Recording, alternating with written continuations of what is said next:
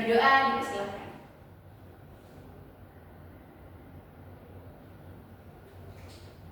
Berdoa dapat diakhiri. Gimana nih kabarnya kalian setelah liburan Sabtu Minggu? Kurang bu. Kok kurang? Loh, deh minta tuh ke kepala sekolah liburan Sabtu Minggu gitu. Kalau dibolehin. Baik, saya akan presentasi kehadiran terlebih dahulu ya. Eno Putri Nabila, Hadir bu. Fatimah Tuzaro, Hadir. Halimah Satia, Hadir. dan Safa Dwi Kamila. Hadir bu. Baik, hadir semua ya pada pagi hari ini. Semangat dong. Masih ingat nggak minggu kemarin kita belajar tentang apa? Ingat. Ya, belajar tentang fluida statis kan ya, sudah minggu kemarin kan? Iya bu. Nah, sekarang kita akan belajar tentang fluida apa itu? Dinamis. Jadi ada dua, fluida statis dan juga dinamis. Nah, masih ingat nggak apa sih itu fluida? Coba yang ingat kata-kata dong. Baik, Halimantus. Fluida itu kan bisa disebut juga zalir atau zat alir. Itu segala sesuatu yang bisa mengalir seperti gas sama zat cair. Benar sekali, berikan keterangan pada Nah, benar sekali.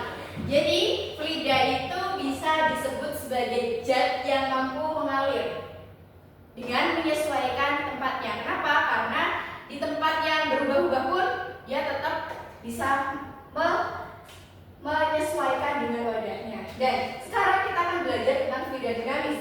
Nah, fluida dinamis itu merupakan fluida yang bergerak. Kalau statis itu kan dia tetap nggak bergerak. Tapi kalau dinamis itu ada suatu pergerakan atau ada suatu aliran.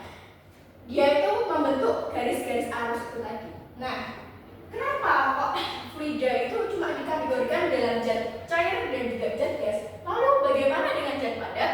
Nah, di sini zat padat itu tidak termasuk fluida karena dia tidak bisa mengalir dan tidak bisa memenuhi suatu tempat atau ruangan.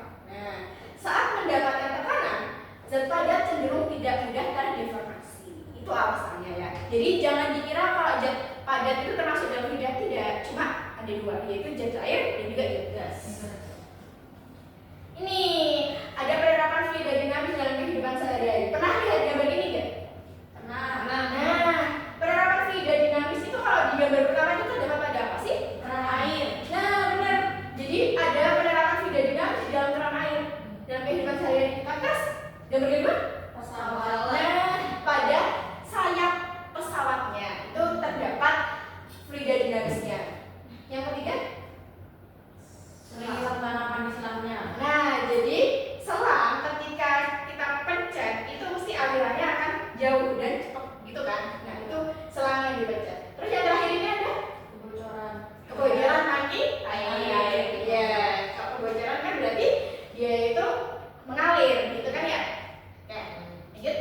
Jadi pada hari ini tujuan pembelajaran kita itu agar siswa kalian itu mampu memahami tentang apa sih itu fluida dinamis dan hubungannya tentang asas kontinuitas dan juga hukum Bernoulli dalam kehidupan sehari-hari. Nah, apa sih itu asas kontinuitas dan hukum Bernoulli? Nah, itu yang akan kita bahas pada pagi hari ini. Baik, saya akan membentuk kelompok terlebih dahulu. Saya sudah menginfokan di grup kan ya, kalau kelompoknya itu terdiri dari 2 orang dan kalian sudah sudah duduk di kelompoknya ya. Oke, maaf Pak. Jadi sekarang saya minta perwakilan kelompok dari kalian untuk maju ke depan. Perwakilannya ya, maju yuk.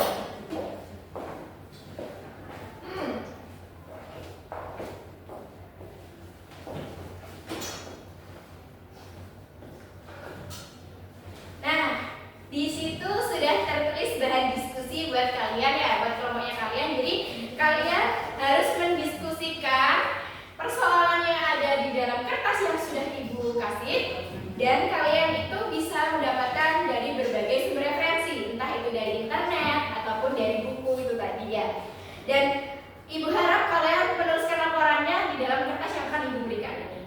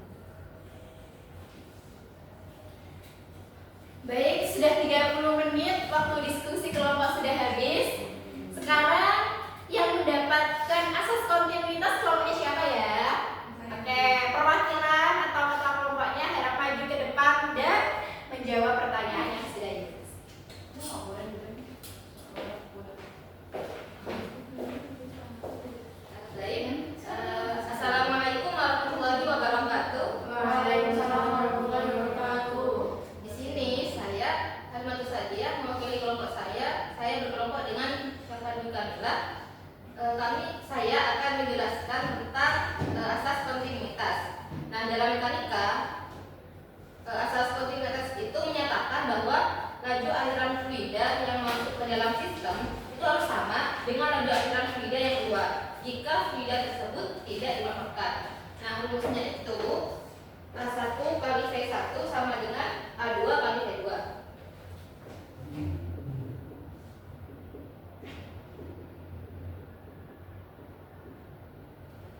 A1 di sini yaitu luas penampang pertama, A2 luas penampang kedua, kemudian V1 kecepatan aliran fluida pertama, V2 kecepatan aliran fluida kedua.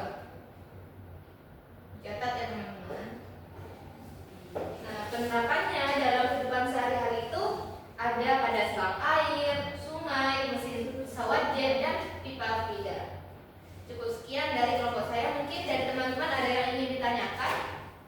Silakan angkat tangan. Ayo kelompok lain menanggapi. Saya. Oke, silakan. Baik, saya perwakilan dari kelompok 2 izin bertanya. Barusan kan disampaikan tentang asas kontinuitas. Nah, pertanyaan saya itu, mengapa sungai bisa dikatakan sebagai salah satu penerapan asas kontinuitas di dalam kehidupan sehari-hari? Oke, izin menjawab ya. Sungai itu kan ada bagian lebarnya sama ada bagian sempitnya. Nah, pada rumus ini kan ada A. A itu kan luas penampang. Kalau bagian yang lebar, luas penampangnya itu pasti lebih besar. Bagian yang sempit itu luas penampangnya lebih sempit. Nah, pada bagian sungai yang lebar itu kecepatannya rendah, sedangkan pada bagian yang sempit atau kecil itu kecepatannya lebih tinggi. Nah, dari rumus ini luas penampang dengan kecepatannya itu berbanding terbalik. Apa bisa dipahami? Bisa. Terima kasih ya. Baik, berikan tepuk tangan pada kelompok 1 yang sudah selesai. Silakan boleh duduk di tempat. Selanjutnya, waktunya kelompok 2 untuk menjelaskan, mempresentasikan bahan diskusi yang sudah diberikan. Silakan kelompok 2.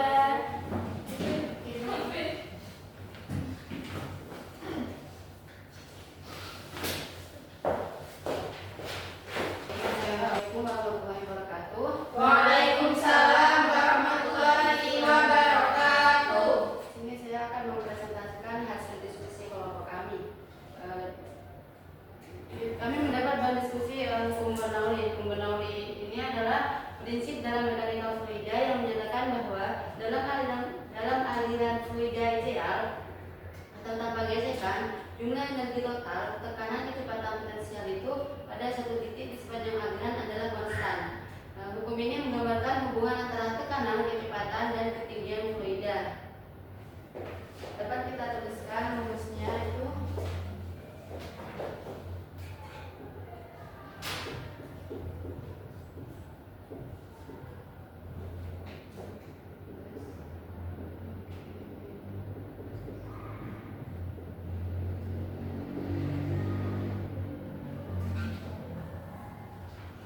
Nah, rumusnya seperti ini.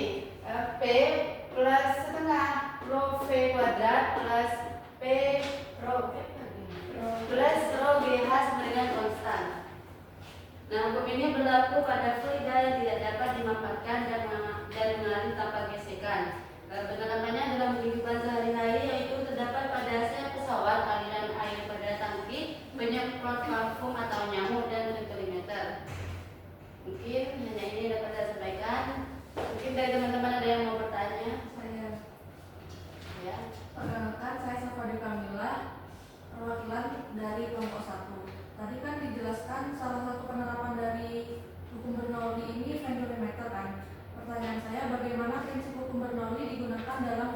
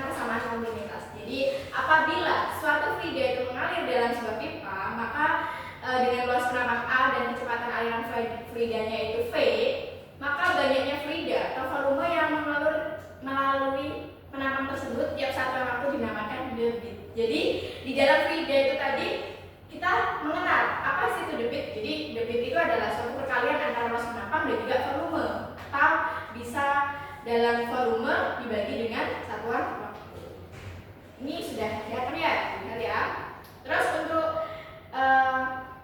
jika suatu fluida mengalir dengan aliran penampang melewati pipa yang mempunyai luas penampang yang berbeda, maka volume fluida yang melewati setiap penampang itu sama besar dalam selang waktu yang sama.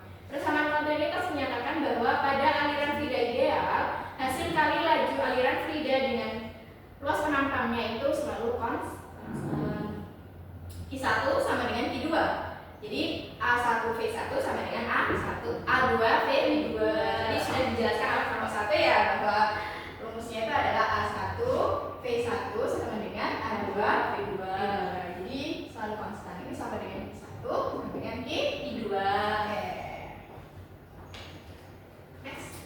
Untuk selanjutnya itu adalah asas Bernoulli. Tadi sudah dijelaskan oleh kelompok 2. Diketahui bahwa tekanan fluida di tempat yang kecepatannya besar itu lebih kecil. Kecepatannya besar itu lebih kecil daripada tekanan fluida yang berada di tempat kecepatannya itu lebih kecil. Jadi gini, mudahnya ketika fluidanya itu berada pada kecepatan yang besar, maka itu tekanannya kecil. Kalau berada pada kecepatan yang kecil, maka tekanannya besar. saling bertolak belakang gitu ya. Nah, persamaan Bernoulli-nya sudah dituliskan oleh temannya kalian. Bisa dilihat untuk satuan-satuannya ya. Jadi penurunan persamaan Bernoulli untuk aliran sepanjang garis arus didasarkan pada hukum Newton kedua. Untuk gerak F sama dengan ma. Penerapan asas Bernoulli menentukan kecepatan dan debit semburan air pada tangki yang berlubang. Nah, tangki berlubang itu salah satu penerapan hukum Bernoulli. Ini untuk kecepatan itu dapat diperoleh dari akar 2G. Dan untuk aliran debit itu diperoleh dari A kalikan dengan akar 2. Nah, kesimpulannya asas kontinuitas menyatakan bahwa laju aliran fluida itu konstan, sehingga kecepatan fluida meningkat saat luas penampangnya itu mengecil. Hukum Bernoulli menyatakan bahwa dalam fluida ideal, peningkatan kecepatan fluida itu menyebabkan penurunan tekanan. Keduanya menjelaskan hubungan antara kecepatan, tekanan, dan luas penampang dalam aliran fluida. Nah, kalian sudah mempelajari tentang apa sih itu asas kontinuitas dan juga hukum Bernoulli dalam penerapan fluida dinamis. Selanjutnya, Ibu akan melakukan evaluasi dan refleksi kepada kalian. Nah, ini ada salah satu soal tentang contoh soal penerapan persamaan kontinuitas dalam soal ya. Silakan dicatat, dibuat pekerjaan rumah loh ya. Jangan lupa tanda pengumpulannya lupa. Ini soal pertama. Terus selanjutnya ini soal kedua tentang contoh soal hukum Bernoulli. Silakan dikerjakan sebaik mungkin agar nilai kalian bisa maksimal. Baik, waktunya Ibu sepertinya sudah habis. Sudah dicatat kan ya semua? Sudah paham semuanya? Alhamdulillah. Baik. Sebelum kita menyelesaikan pembelajaran pada pagi hari ini, marilah kita berdoa menurut keyakinan dan agama masing-masing agar pembelajaran pada pagi hari ini itu dapat selalu kita ingat, karena fisika itu sulit, rumit, dan menyenangkan. Oke, berdoa dimulai. Berdoa dapat ya. Oke.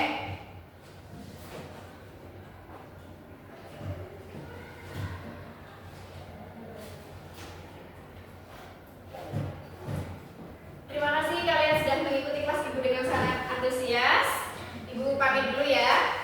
Terima kasih Ibu. Sama-sama. Assalamualaikum. Waalaikumsalam warahmatullahi wabarakatuh.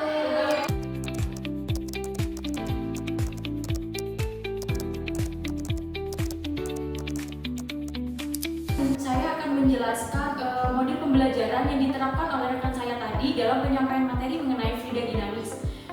Jadi model pembelajaran yang diambil oleh rekan saya adalah group investigation atau investigasi kelompok, yang mana group investigation ini merupakan model pembelajaran kooperatif di mana siswa bekerja dalam suatu kelompok kecil menyelesaikan masalah dari pembelajaran fisika.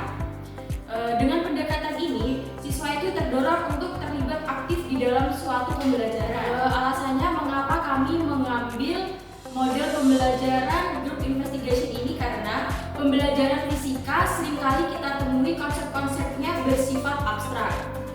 Oleh karena itu, kita menggunakan pendekatan group investigation untuk mendorong pengembangan keterampilan berpikir kritis, inovatif, dan kolaboratif dalam memecahkan permasalahan.